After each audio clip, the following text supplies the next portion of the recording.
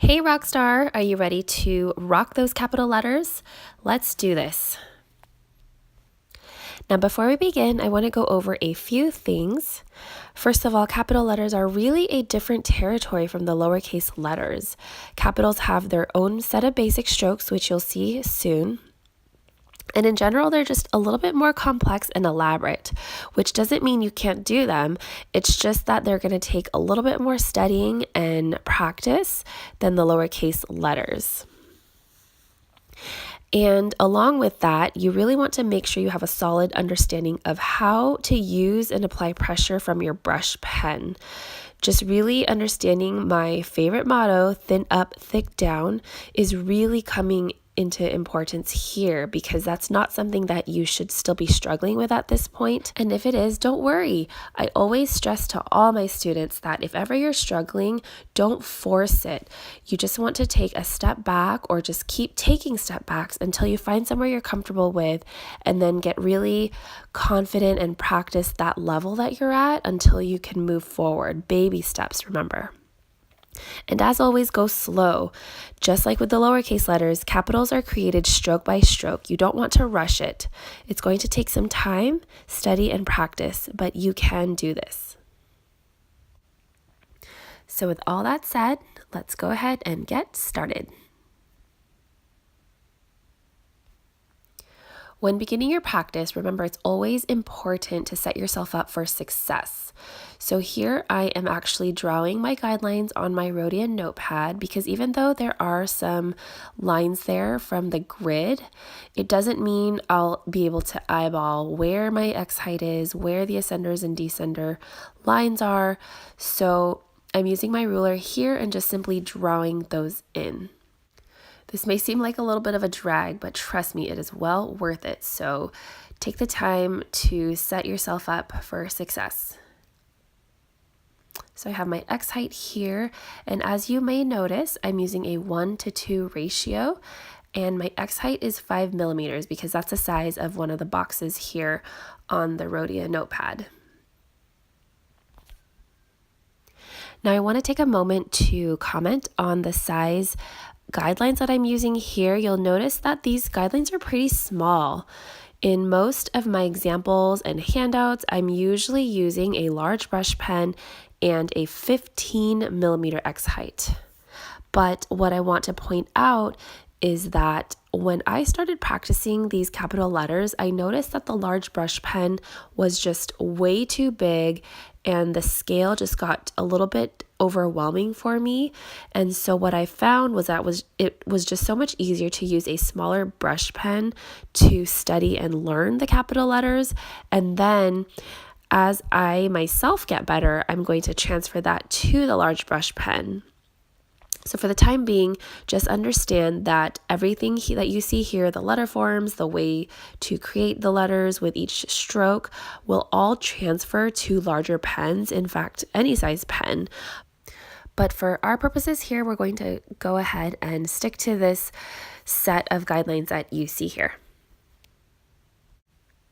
So last but not least, I created these slant lines that I can just slip behind my Rhodia notepad, and that's how I'm able to see where my angle is of my letters.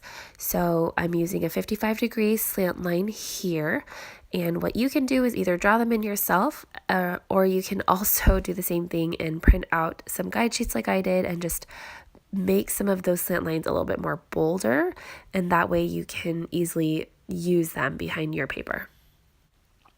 Again, I know it seems like a lot of work before we even put the pen to the page, but all of this is worth it because it will help us increase our consistency, that we have established our slant line and we know where that shade should fall, and we can just have something to keep our letters looking really consistent. All right, so let's go ahead and get into some of the basic strokes. For starters, we have the basic downstroke. This stroke starts off at a hairline, and then it goes along the slant line and gradually goes into full pressure.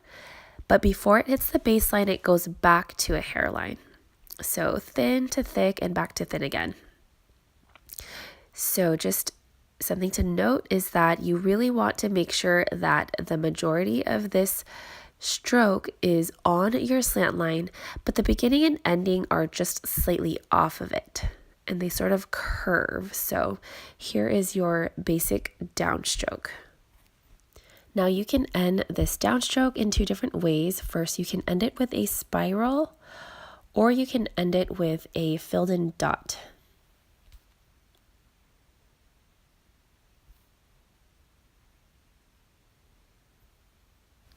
Next, we have the O form, or what I like to call the large oval.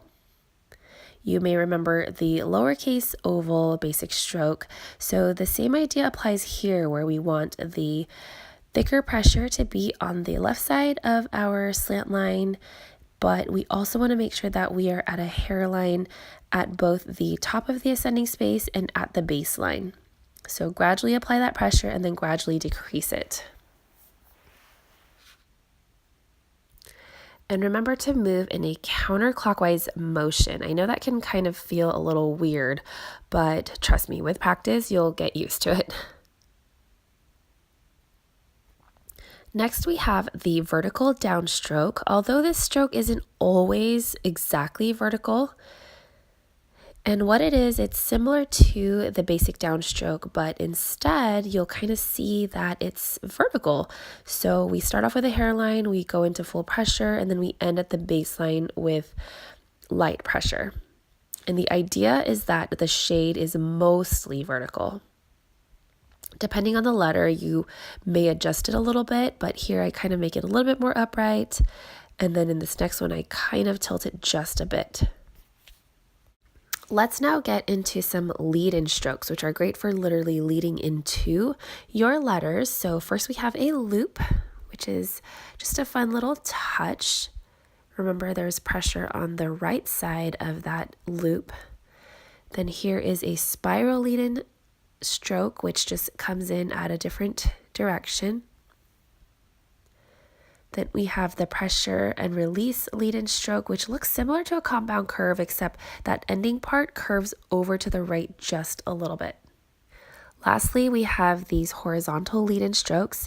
And with all of these strokes, the more you get confident in creating them, the more you'll be able to give them your own touch and explore other lead-in strokes. You don't have to limit yourself to just the ones you see here, but these are a great starting point, so be sure to practice them.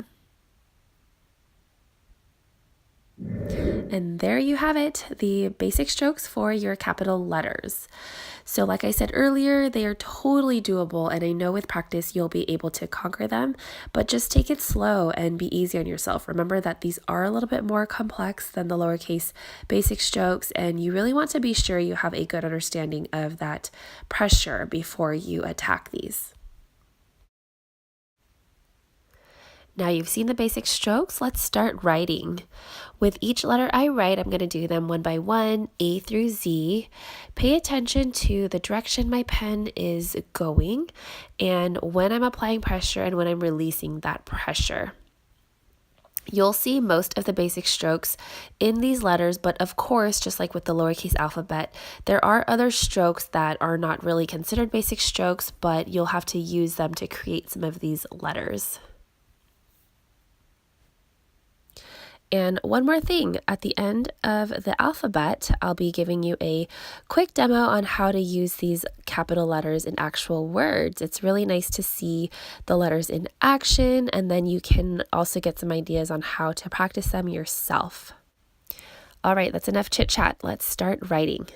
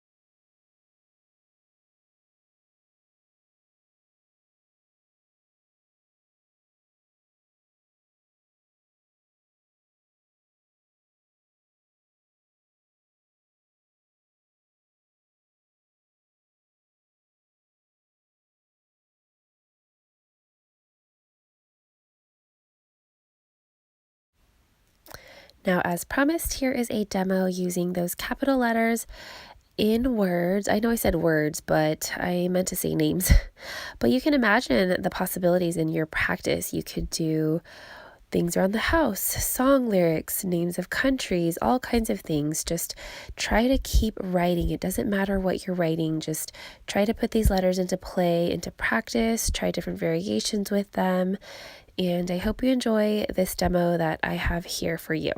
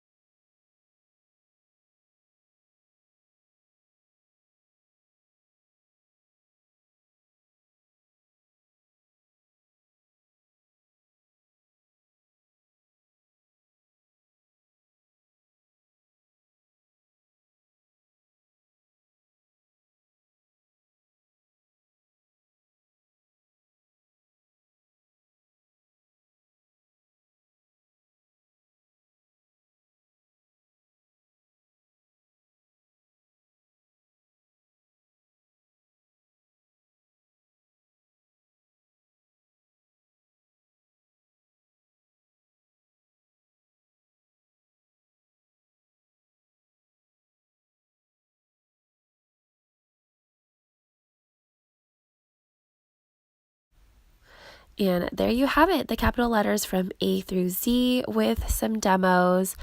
I really hope you enjoyed this video. I had a lot of fun making it for you.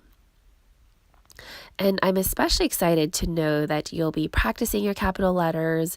Remember, it all starts with those basic strokes, going slow.